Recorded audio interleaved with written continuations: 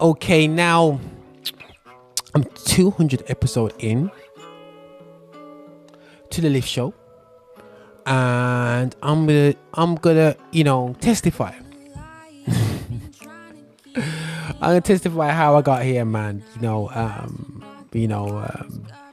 Some of a lot of people know I'm probably the guy that does so many things behind the camera. The guy that's behind the scenes, the guy who promotes, the guy who edits magazines without seeing my face, or what you do for yourself anyway. So, but going all the way back, I just really not in front of the camera, never really be on the stage. I do teaching, preaching a bit, in the past, and a few years ago, people said, Roger, come in and help us out with a gospel show on New Star Radio. I have to salute Dave P, because he's a G on there. Not Dave P, oh my goodness sake, Trevor Jr. And I went in there and I was like, okay, cool. Like, he says, yeah, man, come play tunes. I thought, you know what, I can expand on this anyway. So I developed a little show, went on there, got some good feedback with one of my friends who's not even in church, man. He hit me up and said, yo, radio, nah, bro. I was like, is radio actually that powerful? Crazy. So I spoke to a friend of mine, two friends of mine, DJ Frill and James and Richard, who's no longer with us right now. I said, guys, let's do this thing, and let's, lift show, and let's kind of, I'll produce, I'll be the guy behind this, usually behind the camera, and and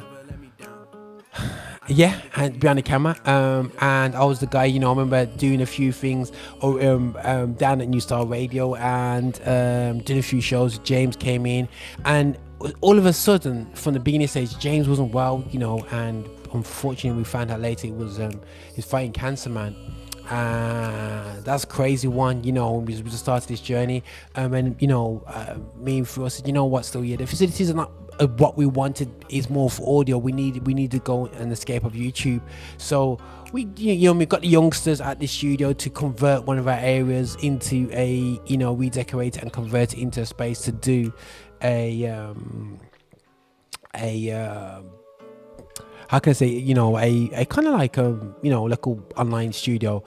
And then obviously me and DJ Phil was doing it, but after a couple months, DJ Phil couldn't do it so much because I was vibing off him. He's only a DJ. He's a great actor. He's a great narrator. So I found myself here, kind of on my Todd. Do I carry this on? But you know what, guys? I never forget this. Looking at Trevor Jr. and going, you know what? Without you doing this show week and week, it actually doesn't take from you, it adds to you. So I thought, you know what? Let me just march on. And one thing I must admit, I found out so much more about gospel music by doing the show. It was amazing. Week by week, probably 1 or 2 viewers, evolving the whole online and understanding how to stream online as well as doing the music, and it kind of developed like that. And I ain't no DJ, as you can see. I might have decks and stuff here, but yeah, I can pretend I had a DJ. But anyway, I know good music, got good music, and kind of understood how can I utilize technology to bring areas across. One thing I really do realize is that young people are just not hearing tracks that they should play. So I have just been evolving this whole online blogging thing way before COVID by accident.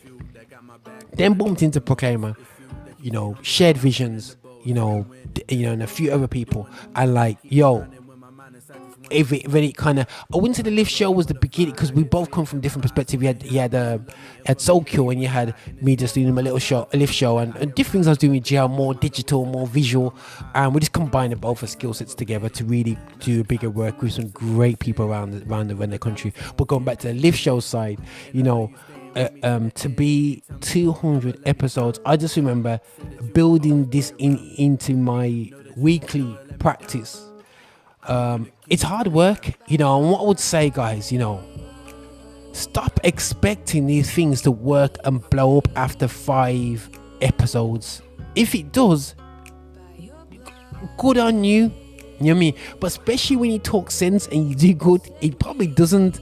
But what's crazy, shout out to James out there. James knows who's an orator, and he someone who I know through through football, through absolutely donkeys of years, and you know, play for a different team and referee, all them different things, league officials and whatever.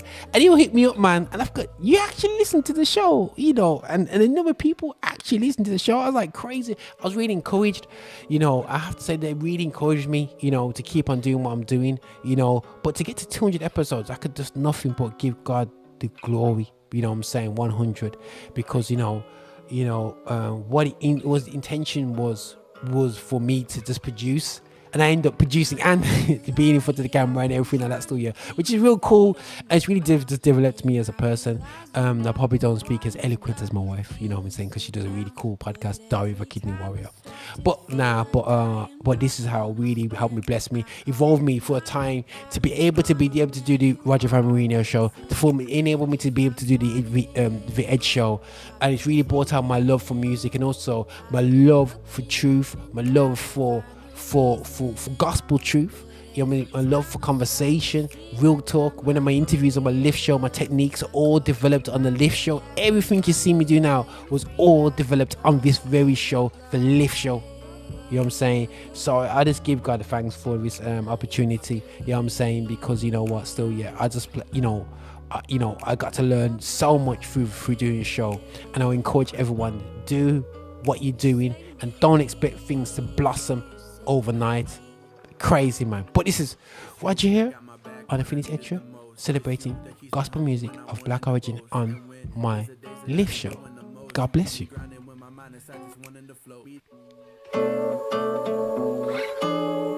This is Grant Benjamin. It's called Drown, featuring Hannah Lee. I feel the vibes in the rest of the show out. Come on. Not gonna